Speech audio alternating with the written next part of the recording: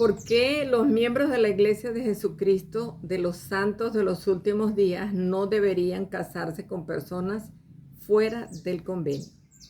¿Es que acaso es pecado o eso está prohibido? No está prohibido porque tenemos el albedrío y cada quien escoge lo que quiere, ¿verdad? Pero vamos a ver algunas escrituras que nos dan la respuesta a estas preguntas. Recordemos que el Señor siempre ha recomendado casarse dentro del convenio. Y después del diluvio, no todas las personas que permanecieron vivos, o sea, de Noé y su familia y su descendencia, no todos permanecieron fieles al Señor. Y desde los días de Noé, siempre que el sacerdocio ha estado sobre la tierra, una de las responsabilidades primordiales ha sido la prédica de los principios salvadores y eternos del Evangelio. Muchos siglos después del diluvio, y más o menos aproximadamente unos 2000 años antes de Cristo, nació Abraham.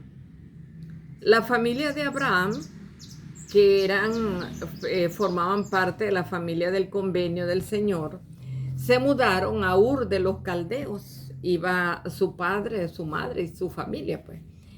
En ese lugar, Taré, el padre de Abraham, se unió a las religiones de idólatras de ese lugar, de los caldeos. Y Abraham casi fue sacrificado a los ídolos. Pero Abraham, recordando las bendiciones de los padres, a pesar de que él nació allí, pero algo veía, notaba él que era un poquito diferente a la religión de los caldeos, él buscó las bendiciones de los padres. Y esas bendiciones era el sacerdocio y el patriarcado. Abraham estaba dispuesto a recibir esas bendiciones. Y él buscó las bendiciones buscando al Señor a través de la oración. Abraham fue un siervo justo de Dios y el Señor hizo convenio con él.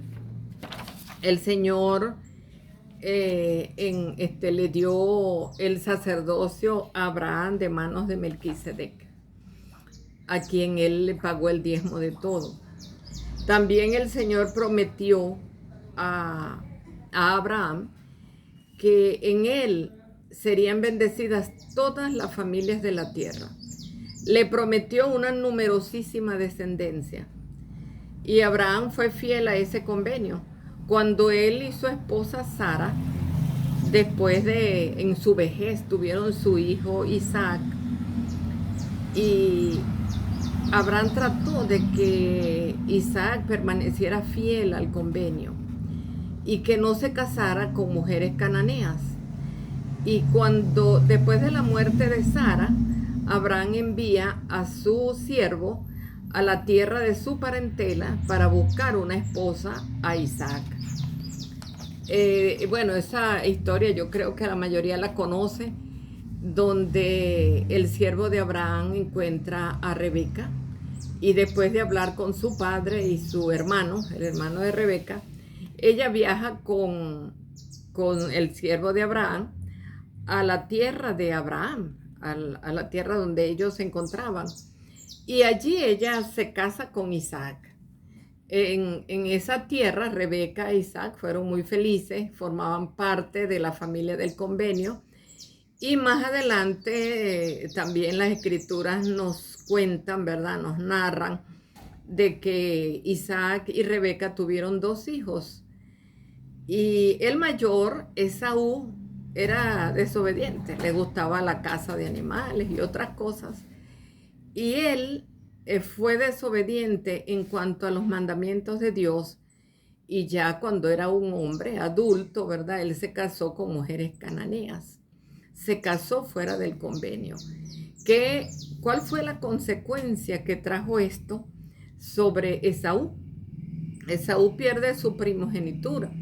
No por haberse casado con las mujeres cananeas, sino que el hecho de permanecer unido a mujeres cananeas hacía con que él no fuera completamente fiel a los mandamientos de Dios y tomó de manera muy liviana las responsabilidades de la primogenitura y él se las vendió a su hermano Jacob. Jacob, que había sido desde que estaba en el vientre de su madre, ya su mamá había escuchado la voz del Señor de que él iba a ser fiel y que el mayor iba a servir al menor. Entonces, él es el que obtiene la primogenitura y las bendiciones de los patriarcas.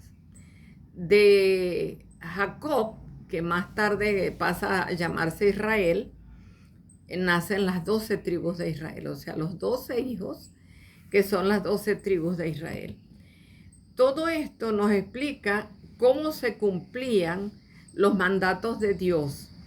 Y entre los hijos de Jacob, ellos siguieron casándose dentro del convenio. Sin embargo, hubo momentos en que algunos de los descendientes de Jacob se apartaron del convenio. Y hubo generaciones que pasaron, ¿verdad?, donde abandonaron las creencias pues del Señor y se unieron a mujeres de otros pueblos. Y si leemos en Esdras, en el Antiguo Testamento, en el capítulo 9, versículos 2 y 3 dice: el pueblo de Israel ha tomado de las hijas de los cananeos para sí y para sus hijos, y el linaje santo ha sido mezclado con los pueblos de la tierra. Y cuando oí esto, dice el profeta Esdras, rasgué mi vestido y mi manto, y me arranqué pelo de mi cabeza y de mi barba, y me senté atónito. O sea, la gente había cambiado el modo de pensar de la religión, ¿verdad?, de las creencias, los mandamientos de Dios, los había cambiado a las creencias idólatras de los cananeos. En Nehemías, en el capítulo 13, versículos del 23 al 26, dice: vi asimismo en aquellos días a judíos que habían tomado esposas ardeditas y amonitas y moabitas, y la mitad de sus hijos hablaban la lengua de Asdod, porque no sabían hablar judaísmo, sino que hablaban a las lenguas de cada pueblo. Y contendí con ellos, y golpeé a algunos de ellos, y les arranqué los cabellos, y les hice jurar diciendo: no daréis vuestras hijas a sus hijos, ni tomaréis sus hijas para vuestros hijos. No pecó por esto Salomón. Cuando Salomón tomó de las mujeres cananeas algunas de sus esposas, nos damos cuenta que fue lo que hizo que Salomón se apartara de las vías del Señor. Y este rey, Salomón, ¿verdad?, que era rey de Israel, él cayó en la incredulidad y dejó de adorar al Señor, convirtiéndose en un hombre pecador.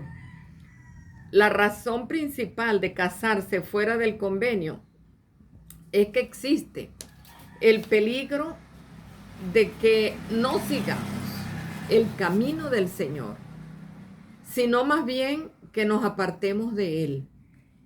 No quiere decir esto, ¿verdad?, que todos los casos son iguales.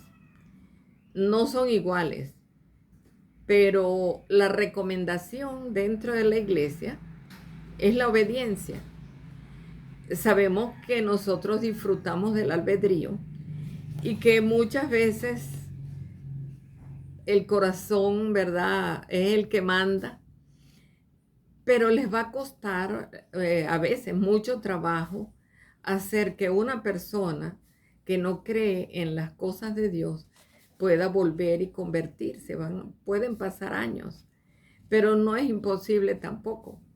Aunque el Señor respeta nuestro albedrío, nosotros debemos escoger de acuerdo a la voluntad del Señor, no de acuerdo a nuestra voluntad. Mi opinión es que seamos obedientes al Señor y permanezcamos fieles a los convenios.